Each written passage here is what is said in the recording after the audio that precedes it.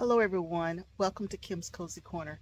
It is a lazy Sunday afternoon. I was a little bored, so guess what? I said I'm going to go out here and harvest the turnip greens and maybe fool around a little bit in the garden. Let's see what we come up with.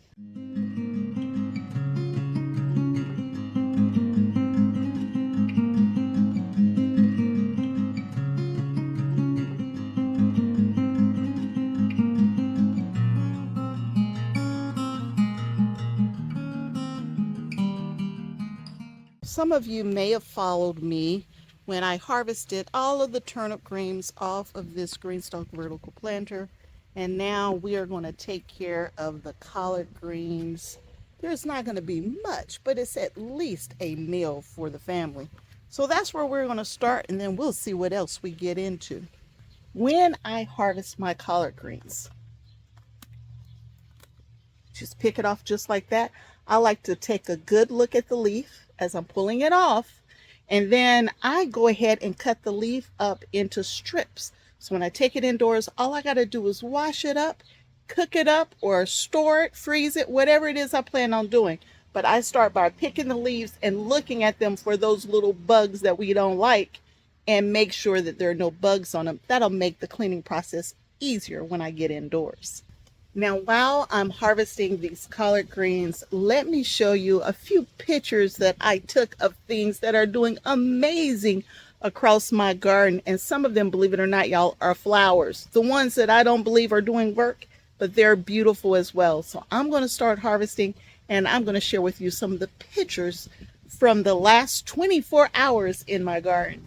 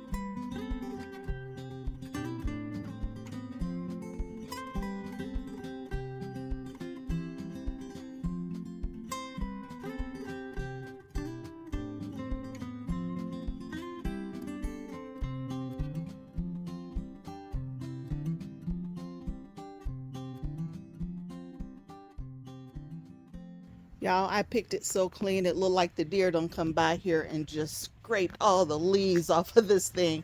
But I believe we have picked this pretty clean of collards as well as those turnip greens. Now I have one other area that has a couple collard greens in them. So y'all, we are over at the entrance of my garden, and it's starting to green up. You can see flowers everywhere. Ooh, y'all, look, raspberries. Ooh, look at that. I got a raspberry. Okay, now that I've enjoyed the raspberry, there's only 2 or 3 on here. But we're over to this container right here. These are collard greens that I need to get out of this container. I've been growing these collard greens since like December indoors. And these were champion collard greens, I believe. And we enjoy them indoors, and now they really need to come out of this container. The leaves look a little tough and hard, so we're going to pick just a few of them and just add that to this teeny little batch that we've picked so far. Okay, y'all, I couldn't do it. Those things were like tough, like leather tough. I couldn't break them off. I don't want that messing up the other greens that I have here. So we will not be adding those to the harvest. That's not going to happen. So let's see what else we can get into since I'm out here. In my garden, there are a few plants that I didn't mean to plant, and we're going to go ahead and get those out and enjoy them. I'm trying to go through the garden, trying to record this video, trying not to step on nothing. And yes, y'all, the garden's underwater again, but that's okay. I can still get to what I need to get to. So this right here is supposed to be broccoli, which you see I let it go to seed. Chinese cabbage over there, which went to seed as well. They split right up the center and went to seed. So much rain in such a short period of time. Where did the little bee go? There's a little bee over here working. The bees have been working overtime, but this is Napa cabbage. Had new leaves in the middle here. It was looking good. And then right up the center, there it goes, going to seed. Beautiful little flowers that the little bees love, but that's not why we're here today. We are here for this kohlrabi that I had no intention of growing here. This is supposed to be broccoli. We're going to pick both of those. Just want to show you how big the root is on that kohlrabi. That thing is massive. And this part right here was underground, and all of this grew above the ground. This is typically the size I harvest, but this one got so big because I wasn't expecting it to be here. Let's see what else we can get into. I've already showed you pictures of different things in the garden. Oh wow, my green beans are climbing. I can show you that, I think. So I finally got pole beans climbing up. And this whole trellis will be full of pole beans on both sides eventually. But my bush beans are starting to flower. So we should have beans over here very, very, very soon since they're flowering. It's going to be hard to see, but underwater again.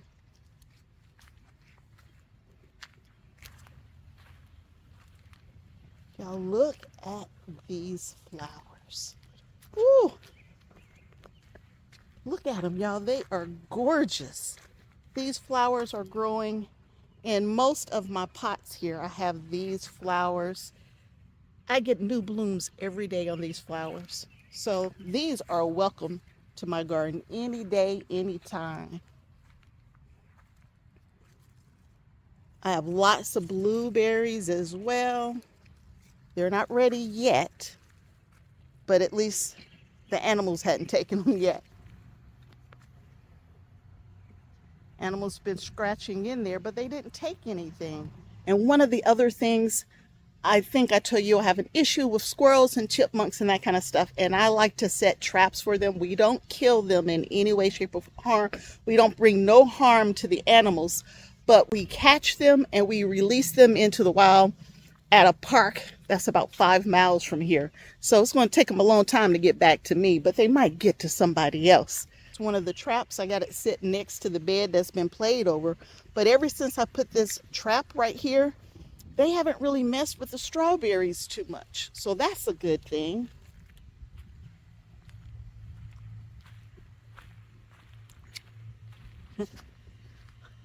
Look at my little bird bath. It needs some water in it so it can actually squirt the little water fountain up in the air. That was just for fun. I got my little pansy. Oh, it finally bloomed today. A little yellow pansy on the bicycle. My hanging baskets are looking good. Y'all, at this point, I should have just did a garden tour because I'm showing you some amazing stuff. That's going to be on the garden tour here in a couple of days. But everything's looking good, and I'm enjoying the flowers. But I was on my way over to show you this other cage.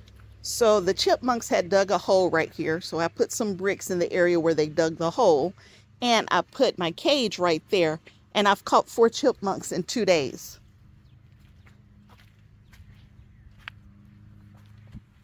So I come out here yesterday, and there's a new hole right there. So I put the cage right here where the new hole is, and hopefully they will visit this wonderful cage for them, and they can go live with their friends at the park. Now I got different colored pansies down here. I had a volunteer tomato plant that was up here. So I moved that tomato plant back there to the back so it can climb up the trellis right there. But y'all, everything is just awakened. I mean, it's just like I gave it fertilizer. We continue to have lots and lots of rain. And with the rain, everything is just flourishing. It's really, really starting to come in. Now I keep all of those little containers over there filled up with water. So if any of my little pots and containers over here need a little drink, I have a little drink ready for it without having to bring the water hose into that space. All of my raised beds are on drip, but my pots are not, and the green stalks over here are not on irrigation. Now earlier, I know I showed you a picture of the grapes, but I don't think you realize just how many grapes are in there. And I mean a ton of grapes. Hopefully they get really big this year and we'll make some grape jelly. The last time I showed you this bed right here, none of the beans had come up. So I have flowers, which is that blank spot, some petite dwarf beans, flowers again, which I can't tell if they've come up or not, more beans, volunteer tomato plants. These are all black cherry tomato plants. And beneath the black cherry tomato plants are the little flowers that I started. And then mom added a couple flowers right here to the corner of this bed. But the last time I showed you this bed, it was empty and now it's flourishing. Now these beans are about 3 weeks behind those beans over there.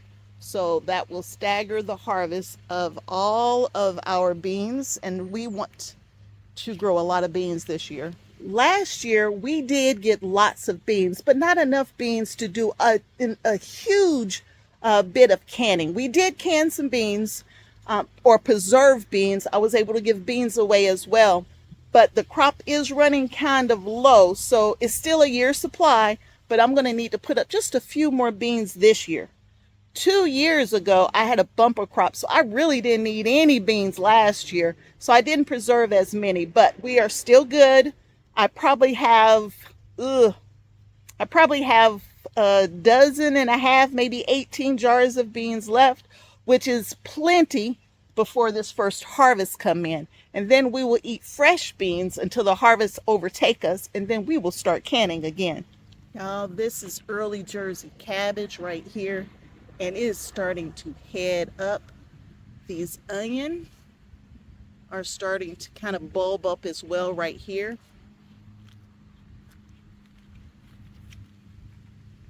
And look at that, y'all. These red onion are bulbing up as well. And here's some iceberg lettuce. I think I had 3 heads, but the head back in the back there is getting shaded out by the cabbage that's back there. But we have plenty of lettuce at the moment.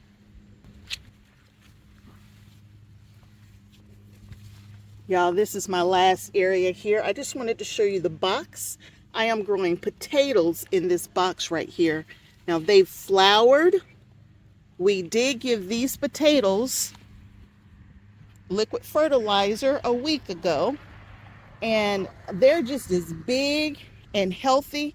Like, you can't even tell where the box of potatoes begin and end compared to the metal raised bed right there. I mean, they look so good. I really can't wait to harvest those potatoes just to see how well they do. Now, these potatoes have been in the ground now for 2 months. So we are 60 days in on these potatoes. Most of these potatoes will be done around the 90-day mark. So about a month from now, we will be harvesting the potatoes in this raised bed behind me. I'm not going to touch the box of potatoes right here until they die all the way back, because I want to give them the best chance possible. But the problem is, y'all, I have no fresh potatoes in the home. And if we want fresh potatoes, I may have to do some harvesting a little early, but I just won't touch this bed or this box of potatoes. I have more potatoes growing over here and back there. So those potatoes, if I have to get some early potatoes or new potatoes, I will pull from those containers first. So y'all, I was just hanging out in the garden, picking a few things along the way and showing you how well the garden's doing on this lazy Sunday. If you enjoyed the video, please consider subscribing to Kim's Cozy Corner, giving me a thumbs up, liking the videos, telling your friends, your family, tell everybody about it. Share the videos. I like to keep something coming every 2 to 3 days just for you. So until next time, and I hope there will be a next time that you decide to hang out at Kim's Cozy Corner with me.